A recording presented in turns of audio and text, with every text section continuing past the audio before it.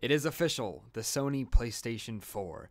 As of 8:52 on February 20th, the PlayStation 4 is officially announced. It's official, and it's all coming soon. In this little video, I'm just going to attempt to kind of summarize what just happened and what my thoughts and feelings about everything is. Who am I? My name's Joe, and I'm just an average person trying to give my opinion. Things that stood out to me and probably everyone else is that Sony stuck to their games. They really didn't go anywhere else. They didn't worry about their Wonder Book or really anything. There was only one game that featured the Move, which made me so happy because probably like all of you, I really don't care about it.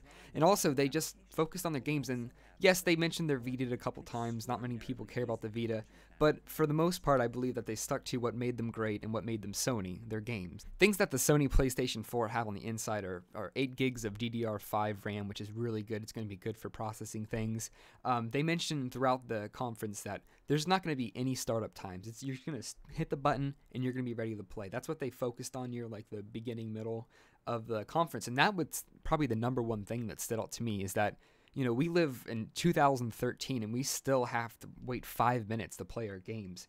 I believe Sony is on the right track saying that we want instantaneous gaming. They mentioned at some point something about the itch or the random spark to play a game, and I believe that's real and everyone will benefit that, and I don't think anyone's going to have a problem with getting rid of all the stupid load times it takes to play a game. Now moving on to the games that were announced, there wasn't anything too surprising, but I believe that Sony's lineup was actually pretty solid. None of the games looked like flops to me. Most of them look like they'll do pretty well. Some surprises to me that I didn't really see coming was there was a new Killzone game. This looked fantastic. It was probably my favorite trailer of the night. If you want to watch that trailer, click on this little link. Some more things that I saw were a new Infamous game. New Infamous, everyone loves Infamous. Going back, I don't think you're playing as Cole McGrath. As you can see in this trailer, it's a new little character dude. We'll see what his name is.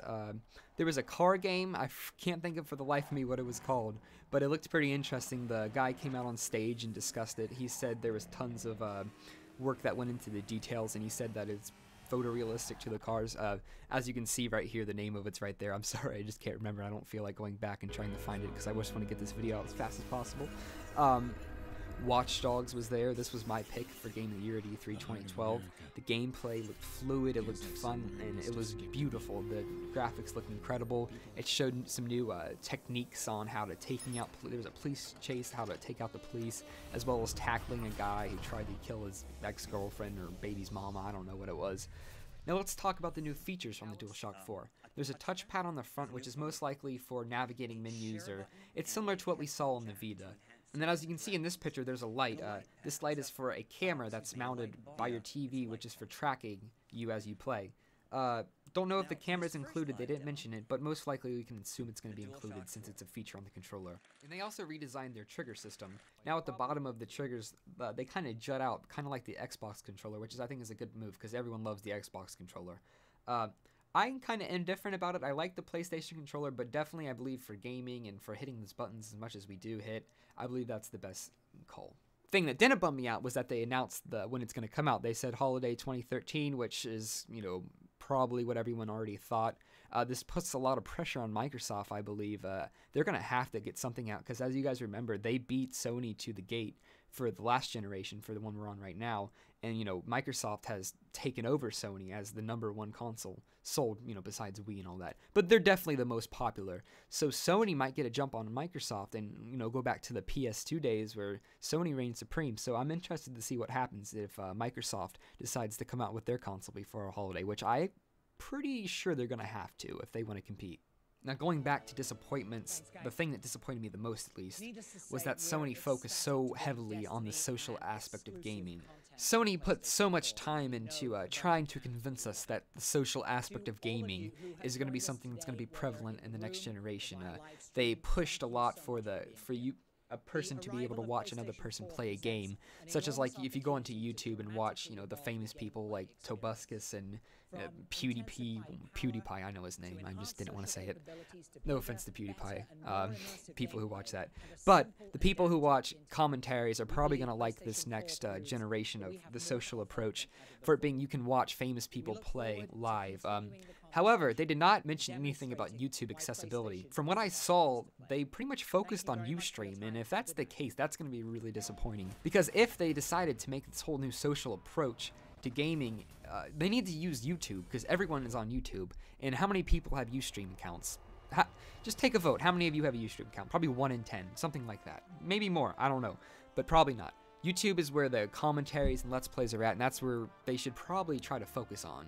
I didn't mention this before, but Sony's new controller, the DualShock 4, has a share button, which is for, sharing screenshots and sharing video of the games you're playing. Which, to me, that's a cool feature, but that's not something they should focus on. That's something, you mention, and, everyone is like, okay, that'll be there if I ever need it. But to me, I don't think I'm ever going to use this, because, when I pick up a controller, I'm usually there to play a game. And Sony did such a good job on this year trying to focus on the gaming. However, they did fall back onto, hey, we want you to, have screenshots of your games, because, everyone's going to take screenshots and everyone's going to look at them. Probably not. People are there to play games. But that leads me back to my favorite thing, as I mentioned before, no load times, more playing games. And I feel like that's what Sony focused on, and that's why they delivered their best press conference in a long freaking time. E3 last year kind of disappointed me, but this it did not disappoint me as much as it usually does without that. Once again, I was hoping for a Valve appearance, but I assumed it wouldn't happen. No Half-Life 3, sadly. Every time they start talking about the people who are coming up next, my hopes would flare up there for a second, but they didn't show up. That leads me to E3. Thank you guys for watching. I enjoyed talking to you guys about this. Links for all the trailers in the description.